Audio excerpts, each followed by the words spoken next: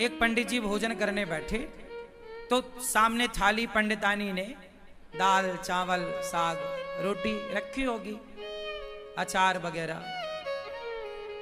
पंडित जी भोजन करने बैठे कि तभी कोई द्वार पे भिक्षुक आ गया। भिक्षाम देही, हे भैया मैं बड़ा भूखा हूं, कुछ भोजन मिल जाए। पंडित जी भोजन करने ही बैठे हैं, सामने थाली है और द्वार पे कोई भूखा आ गया। पंडित जी ने साथ सम्मान बुलाया, आओ आओ आओ भैया आओ। आसन लगाई और भोजन अपनी वाली थाली पंडित जी ने उन्हें दे दिया।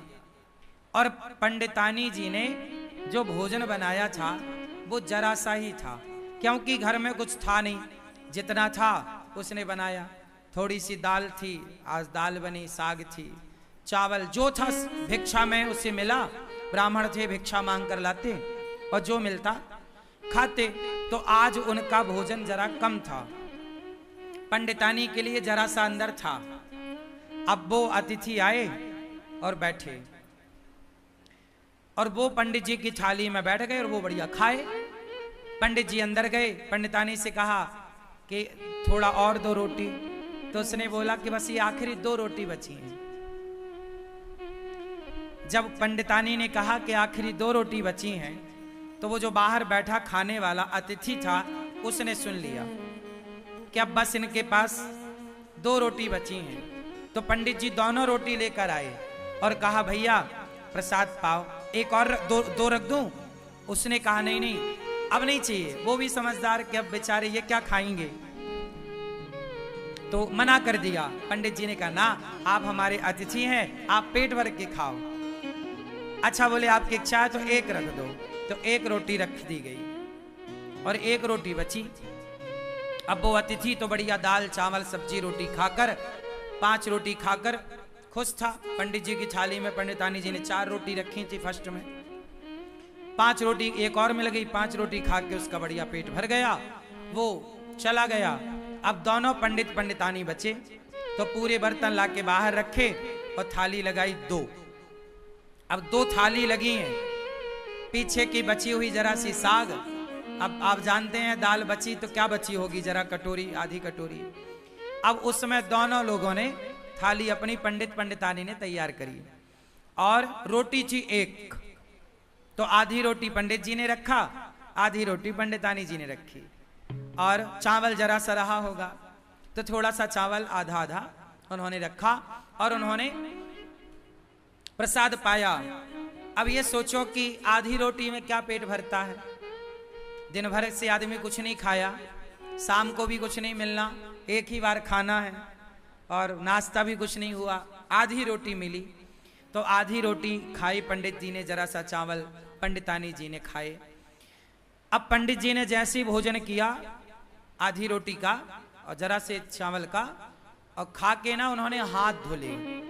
तो उनके हाथ का जो धुलने का पानी था वो पहले के लोग ना आंगन में बाहर जाके हाथ धुलते थे, थाली में हाथ धुलने की परंपरा नहीं थी। आज भी हम लोग थाली में हाथ नहीं धुलते, आप लोग खाते हो थाली में हाथ निचोड़ देते हो, ये गलत परंपरा है। हाथ कभी थाली में नहीं धुलना चाहिए। थाली को खा लो, मतलब दाल चावल सब्जी रोटी एक एक दाना खा लो और थाली को धुलो, थाली पे हाथ मत धुलो। पंडित जी बाहर हाथ धुलने गए तो जहां उन्होंने हाथ धुला वहां एक छोटा पेड़ था। वहां पेड़ के पास ना एक नेवला था। क्या था? नेवला। सांप और नेवले की लड़ाई होती है ना, तो नेवला जीतता है, वो नेवला था। तो नेवला के पूंछ की तरफ पंडित जी के हाथ का धुलने का पानी गिरा और वो नेवले की पूंछ गीली हो गई।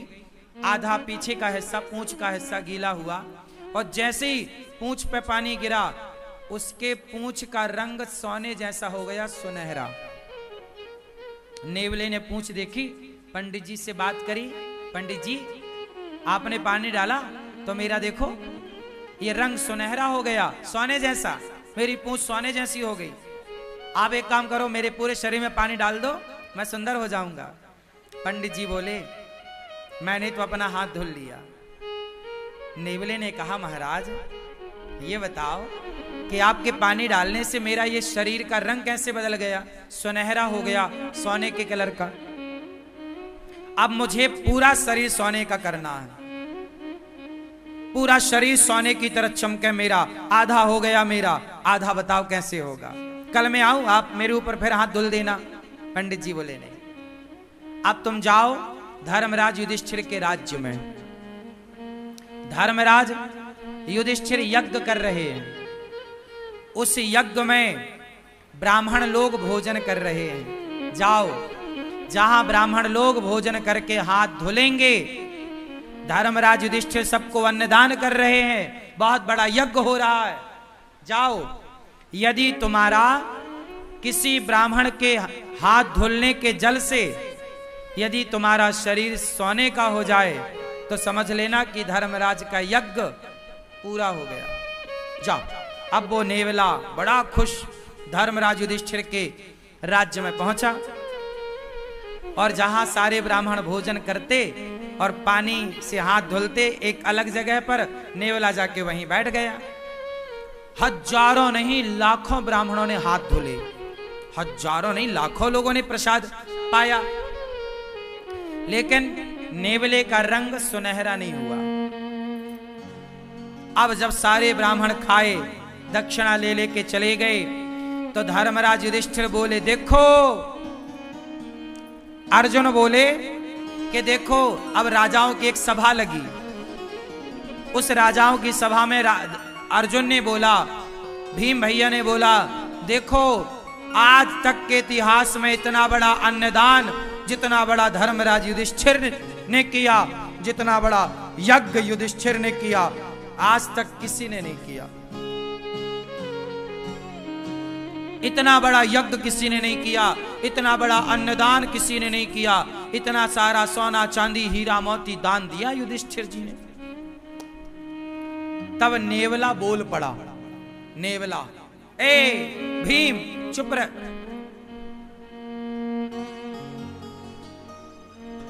नेवला बोला, भीम भैया चुप रहो, कोई यज्ञ व्यज्ञ नहीं हुआ यहां। यज्ञ तो एक ब्राह्मण के घर में हुआ था। कौन हो तुम? नेवले को बुलाया। भीम भैया ने पूछा तुम कौन हो? नेवले ने कहा भैया मैं तो नेवला हूं। तो तुम्हारा ये शरीर सुनहरे का कैसे है, सोने का रंग सुनहरा कैसा? नेवला ऐसा तो नहीं होता, तुम्हारे ये बाल सोने जैसे चमक रहे हैं कैसे? उसने कहा महाराज यहां पास में एक गांव है, उस गांव में एक पंडित पंडितानी रहते हैं। पंडित जी ने हाथ धोया तो उनके हाथ धोने का जो पानी गिरा वो मेरे शरीर पे गिरा, तो मेरा शरीर सोने का हो गया आधा। और उन्होंने कहा कि युधिष्ठिर के यज्ञ में जाओ, यदि तुम्हारा पूरा शरीर सोने का हो जाए तो समझ लेना कि उनका यज्ञ पूरा हो गया। पर सुनो, तुम्हारा कोई यज्ञ पूरा नहीं हुआ, मैंने तो कब से बैठा गीला होता रहा, मेरा शरीर सोने का नहीं हुआ। और तुम कह रहे हो कि धर्मराज ने इतना बड़ा यज्ञ किया, इतना दान किया। वो पंडित जी ने जो हाथ धोले तो मेरा शरीर बदल गया, और तुम्हारे यहां तो इतने ब्राह्मण खाए, कुछ नहीं हुआ। भगवान श्री कृष्ण भी उस सभा में बैठे थे। भगवान कृष्ण मुस्कुरा रहे हैं मंद मंद। अर्जुन गए, हे श्याम सुंदर, ये आप ही जानो ये नेवला कौन, ये क्या कह रहा है, आप बताओ कि यज्ञ पूरा हुआ कि नहीं। अब सब में ये कौतूहल हो गया ना कि भाई धर्मराज ने इतना पैसा खर्च किया पर इनका तो यज्ञ पूरा हुआ ही नहीं। नेवला कह रहा है कि जब तक पूरा शरीर सोने का नहीं होगा यज्ञ पूरा नहीं माना जाएगा। अब श्री कृष्ण से जब कहा गया तब भगवान श्री कृष्ण ने कहा कि सुनो, अभी आपका यज्ञ पूरा नहीं हुआ, इसलिए इसका शरीर सोने का नहीं हुआ। हो जाएगा पूरा तो इसका शरीर निश्चित सोने का होगा। अर्जुन ने कहा कि हे प्रभु, मेरे भाई ने युधिष्ठिर जी ने जितना बड़ा यज्ञ किया, आज तक इतना बड़ा यज्ञ किसी ने नहीं किया। जब किसी ने नहीं किया तो इसका आधा शरीर सोने का कैसे हुआ? भाई इतना बड़ा यज्ञ तो किसी ने नहीं किया, और ये इसका शरीर पूरा सोने का यज्ञ में होगा, तो आधा शरीर जो इसका सोने का हुआ वो कैसे हुआ, मैं ये जानना चाहता हूं। तब भगवान कृष्ण बोले, नेवला तू ही बता। तब नेवले ने बताया कि महाराज मैं वहां गया, पंडित जी भोजन करने बैठे थे, कोई अतिथि आया तो अपनी थाली खिसकाई और आधी रोटी खाई और संतोषजनक भाव से उन्होंने अतिथि को भोजन कराया, और जितना मिला ईश्वर का धन्यवाद देकर बिना शिकायत के और प्रसन्न चित्त से दोनों पति पत्नी आनंद से थे। उन ब्राह्मण का, संतोषी ब्राह्मण, भक्त ब्राह्मण, वो भक्त था, संतोषी था, उस संतोषी और उस भक्त का हाथ का जब धौमन मेरे शरीर पर पड़ा तो मेरा शरीर आधा सोने का हो गया। अर्जुन बोले, प्रभु ये क्या है? भगवान बोले, अर्जुन तुम्हारे भाई ने करोड़ों रुपए खर्च करके जो यज्ञ किया, करोड़ों रुपए खर्च करके उस यज्ञ से तुम्हारे भाई को जितना पुण्य नहीं मिला, उससे ज्यादा पुण्य उस ब्राह्मण को एक भूखे को भोजन कराने से मिल गया। क्यों? क्योंकि तुम्हारे पास तो करोड़ों हैं, तो तुम करोड़ों खर्च कर रहे हो, पर ब्राह्मण के पास तो एक थाली भोजन ही था, 4-6 रोटियां ही थी, लेकिन उसने अपना संपूर्ण दान कर दिया, सर्वस्व दान कर दिया। उसकी तो सर्वस्व के नाम पर इतनी ही संपत्ति थी ना, थाली में भोजन। अर्जुन बोले, अब ये बताओ इसका शरीर कैसे सोने का होगा? बोले, आपके राज्य में कोई भूखा है, जाओ पहले खोज करो। खोज किया तो पता लगा कि जंगल में एक महात्मा भूखे बैठे हैं। धर्मराज का यज्ञ सब ब्राह्मण भोजन कर लिए, पर एक ने नहीं किया, तो अभी यज्ञ पूरा नहीं हुआ। उस महात्मा को बुलाया गया, निवेदन किया गया, और जब वो आए और उन्हें भोजन कराया गया, और जब उन्होंने हाथ धुले तो उनके हाथ का धौमन इसके शरीर पे जाकर पड़ा, तो इसका पूरा शरीर सोने का हो गया, एक सा हो गया, पीछे से आगे तक सुनहरा हो गया पूरा। इसके बाल बिल्कुल सोने की तरह चमकने लग गए। घंटा बंधा था, टन टन टन टन करके बजने लग गया। युधिष्ठिर, आपका यज्ञ संपन्न हुआ। यज्ञ कब पूरा हुआ? जब भोजन कराया। कोई भी यज्ञ कर लो साहब, जब तक अन्नदान नहीं करोगे वो यज्ञ पूरा नहीं होगा। इसलिए सबसे बड़ा यज्ञ अन्नदान ही है। आप और किसी यज्ञ में उलझो मत, आप सीधा किसी भूखे को भोजन करा दो, वही सबसे बड़ा यज्ञ है। इसलिए गौरी गोपाल आश्रम में रोज यज्ञ होता है। कौन सा यज्ञ? सेवा का यज्ञ। सवेरे 8 बजते ही संतों की टोली आ जाती है, कीर्तन करने लग जाती है।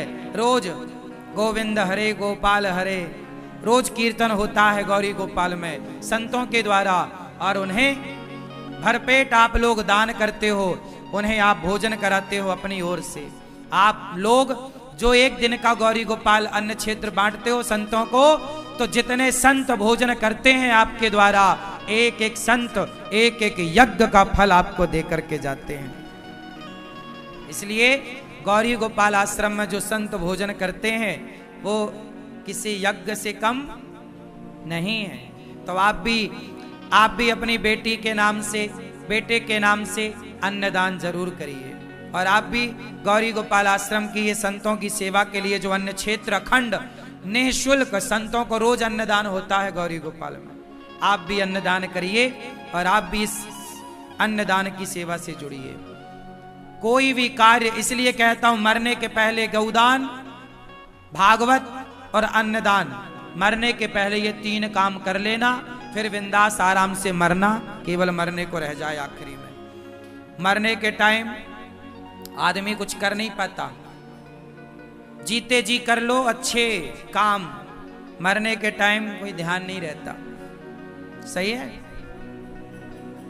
उस जीवात्मा के नाम से, किसी व्यक्ति के नाम से कोई पुण्य का कार्य हो, आप अपनी माता के नाम से, पिता के नाम से, बच्चों की लंबी आयु के लिए आप अन्नदान करो। गौरी गोपाल आश्रम में अखंड रसोई चलती है।